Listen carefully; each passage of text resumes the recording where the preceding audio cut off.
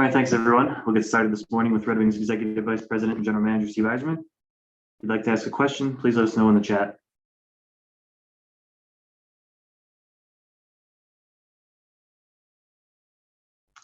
If there's no further questions, thank you. Hi, Steve. Hi, Eileen. What's the plan for going forward? I mean, just how do you maintain a competitive advantage when the virus is taking so many players out of your lineup? Well, we just keep recalling players. Other teams have gone through this earlier than us. We've watched over the last 2 or 3 weeks, whether it's been Colorado or Ottawa, Jersey. I think they've really dealt with it, and we just keep adding players.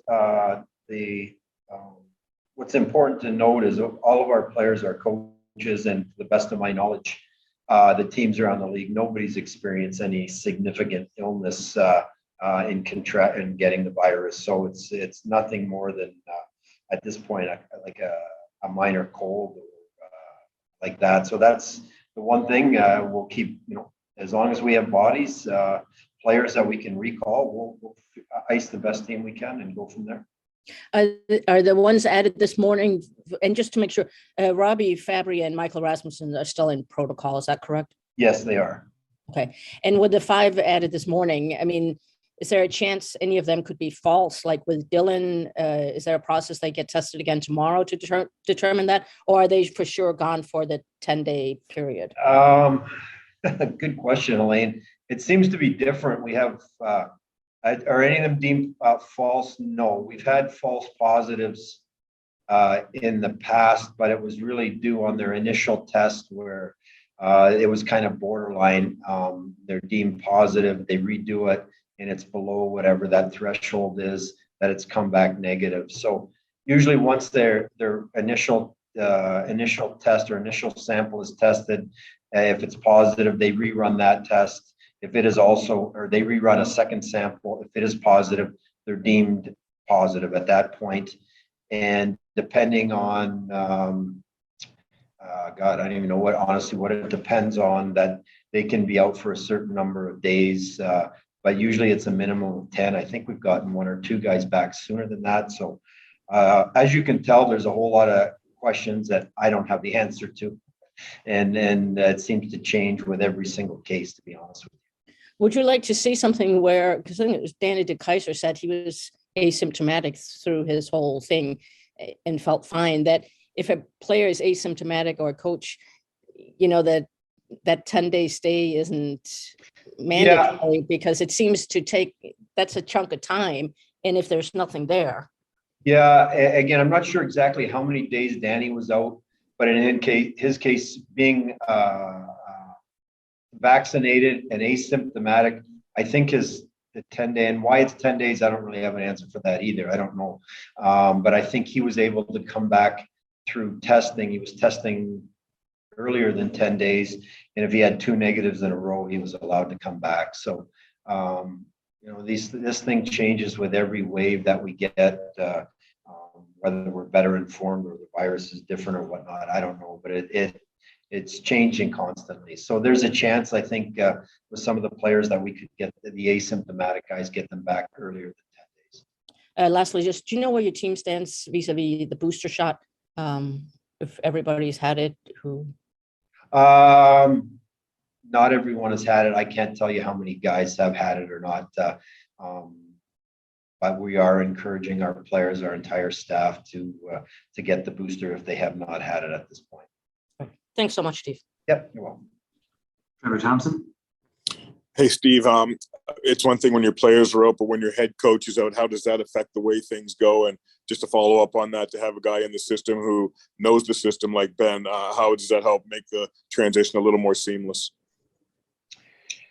Yeah, this is interesting. The head coach, obviously he's with the team every single day, knows his players inside and out, and knows who, whether it be line combinations or adjustments to line combinations, power play units, things like that. he's been doing it every single day, every single game. So, Ben's just down. Fortunately, Grand Rapids is 2 hours away. We can get people here logistically, no problem. They, for the most part, Ben and Todd know our players really well. 5 or 6 of them are playing for them this year, actually. So it shouldn't be too bad of a transition. I'm curious to see how it goes. I think, myself never really being behind the bench and being in that position with a lot of, video reviews and things like that.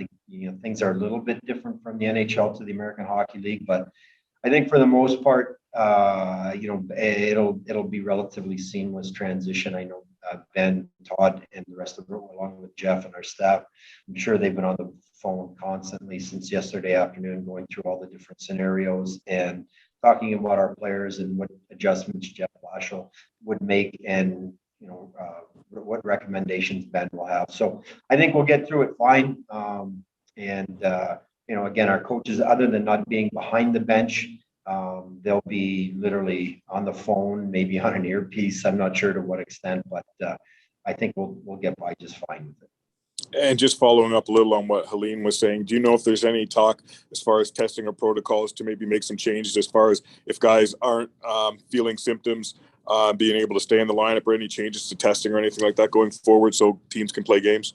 Yeah, from the league, we take direction from the league, and at this point, I'm not aware of any changes to the testing. We've gone from every 3 days to testing every day now.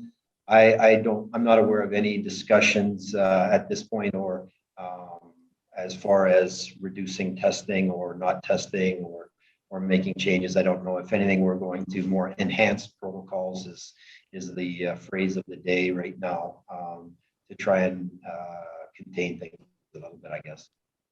Thanks, Steve. Yeah. Max Boltman.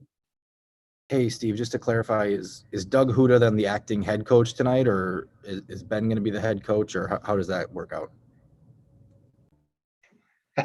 You know what? After we get off this call, I'll find out. I'll go and ask that question, because it's my understanding that Ben was going to be the acting head coach and Doug would remain in his role running the D. That's my understanding. It is a fluid situation, so that may have changed from my last conversation with Jeff Blashill. I'd hate to see a guy demoted before he's actually coached his first game.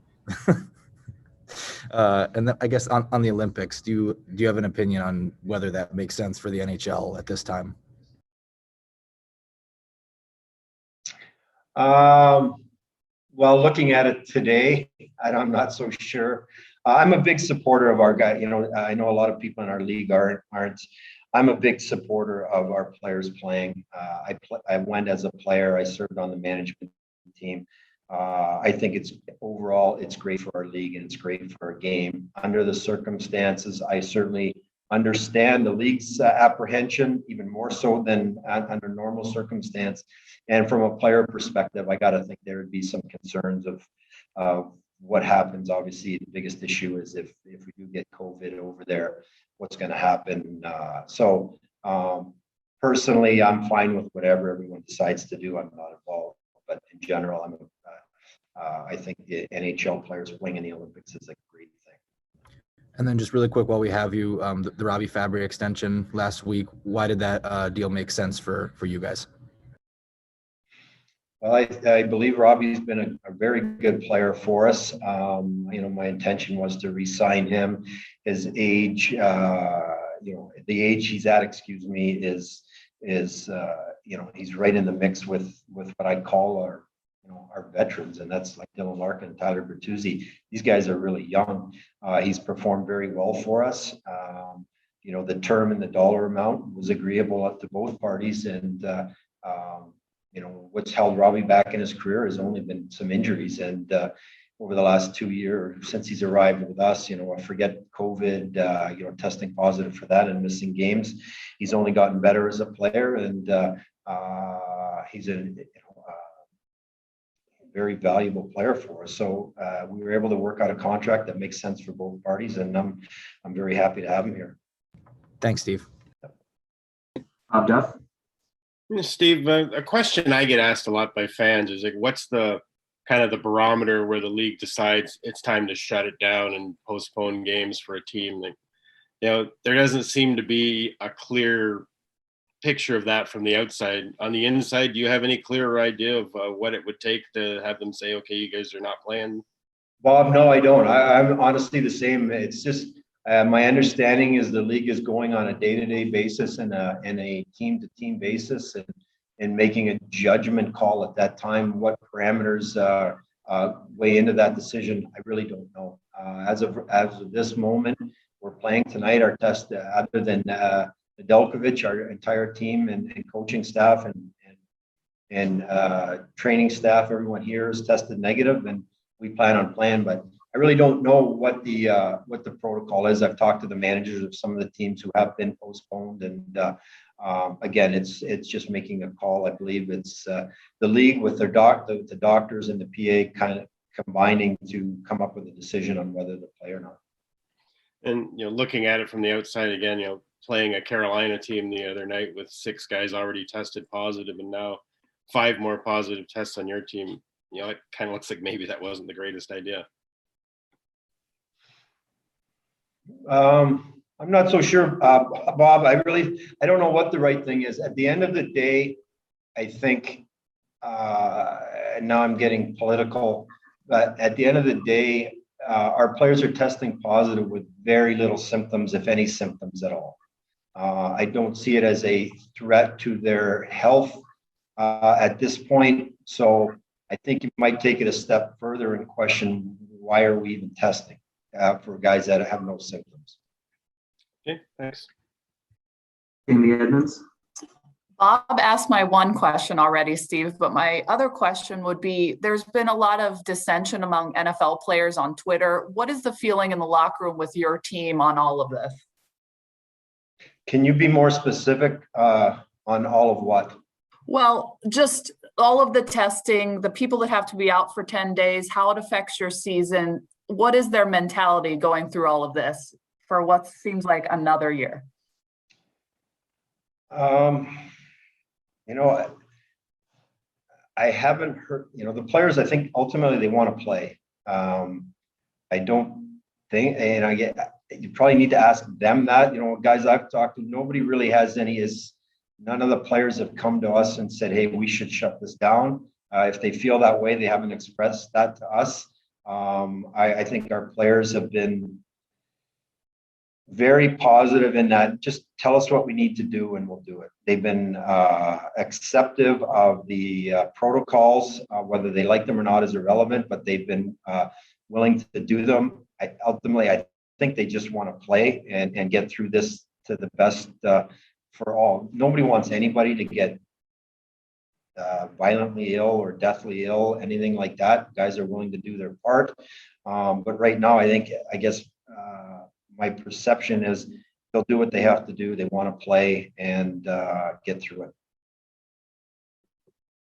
Mark Wagner. Hi, Steve.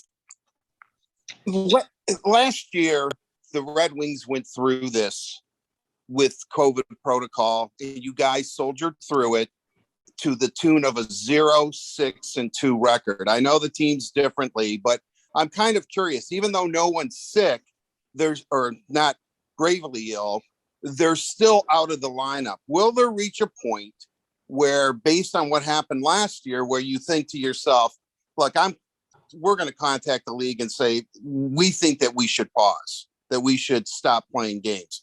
Do you have that option? Well, I think I can call the league and give them my opinion, and they will listen and take it into consideration. But I believe they're going to act and make a decision based on what they think the right thing to do is for the health of everyone involved, for the health of society in general. I think they're trying to be responsible, taking the integrity of each game into account as well. The reality is we want to play these games, and you weigh off playing them now with a depleted roster versus packing these games in after, towards the end of the schedule. So every team, I think at this point that's been affected by it has done everything they can to keep playing. And I'm okay with that. We just played in Carolina. They had a bunch of guys out. We had a couple out. And they could have, probably debated, I'm sure they debated, geez, we're missing Svechnikov, we're missing all, whoever else. Let's put this game off. And they played and they won. So, you know what? We got to figure out a way, as long as we're playing, we figure out a way to win games. And some guys are getting, just looking at it from a hockey perspective, some guys are getting a great opportunity to play, whether it's Thomas Grayson net tonight or Riley Barber or Taro Hirose. Go out and have a positive impact. It's a great opportunity for them to take advantage of a chance to play in the NHL. And we got to figure out a way to win games. So, Art, we're not going to sit around and feel sorry for ourselves. Ultimately, if we have enough players and it's deemed safe enough, which I believe it is, we'll keep playing.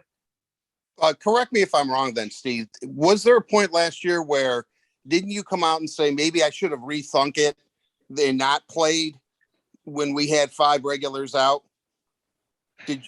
Well, our issue at the time was, again, it wasn't my decision. I don't even know whose decision ultimately it was at that point.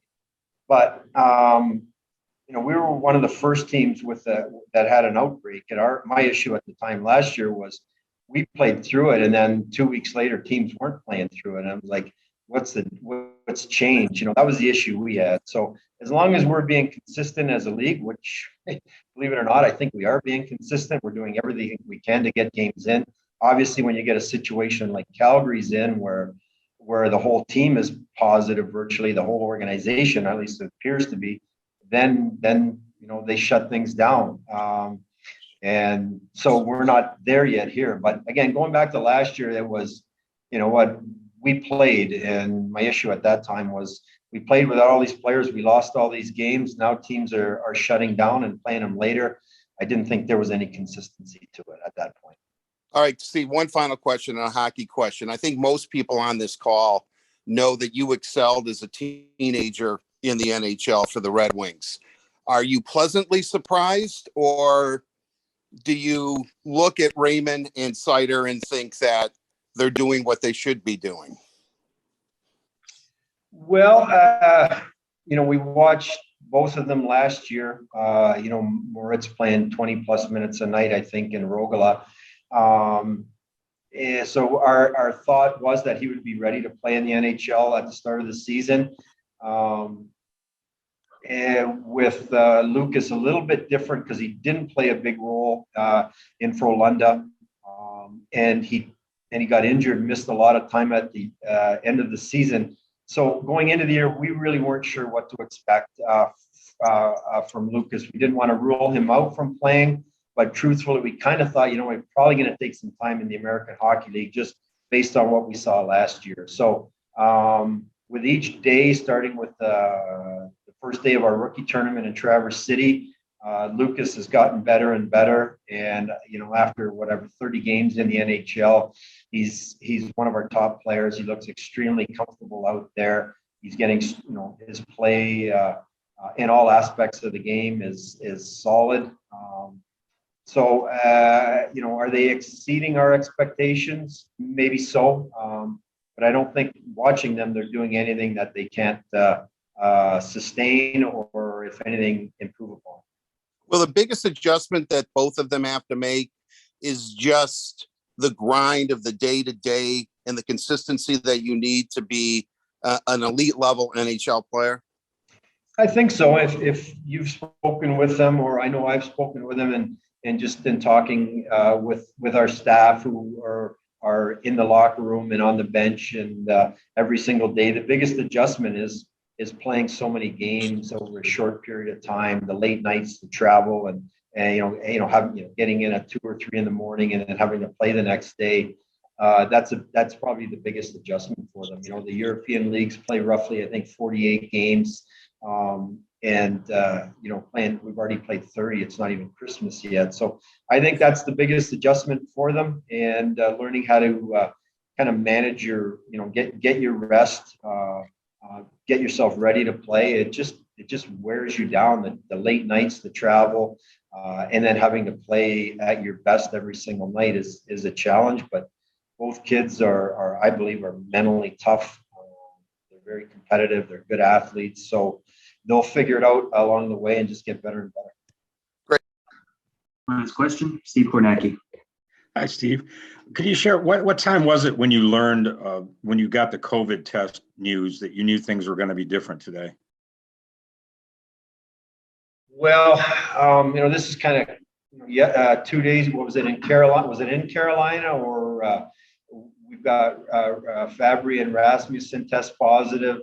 The test for Jeff Blashill, yesterday's positives were yesterday, and then the only positive we've had today is Nedeljkovic. So, that's the timeline for it. We learn that the guys come in every morning and get their tests.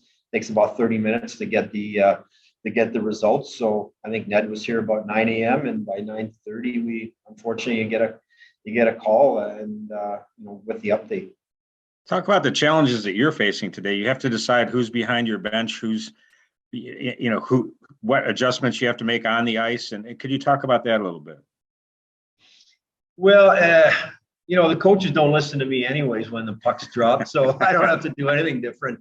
I expect these guys to ignore me like Jeff would if he was here. So, it's for the coaches, we're very fortunate that Grand Rapids is 2 hours away. At 9:30 I get a call. Fortunately for us, Grand Rapids was in Grand Rapids. Not last weekend they were in Manitoba. It would have been just another complication for getting guys to St. Louis and Denver. And in fact, we were trying to get guys from Denver to Winnipeg and we couldn't get them there in time for the game. But we're fortunate to have Grand Rapids just down the road. Their games this weekend against the Toronto Marlies were canceled. So they were practicing. So we're able to get a hold of Pick at the rink, jump in your car and drive over. He's here in 2 hours and 15 minutes. So, the adjustments, it's Jeff Blashill is Alex Tanguay. They're here every single day working with the players. The adjustment for Ben and Todd Krieger will be, as much as they know our players, they're making adjustments on the fly, line changes, matchups, just getting a feel for, they'll talk to Jeff Blashill about our entire team and the way we do things. It's within the game of, who's, making that quick decision on a line change or switching things up a little bit, and probably is just dealing with the coach's challenges that come along, not necessarily every game, but seems like you have one a game almost that is making that quick decision. And that'll be interesting to see how they handle that, to be honest with you. Yeah. Thanks, Steve. Okay. That's it for us this morning. Thanks, everyone. Thank you. Thank you.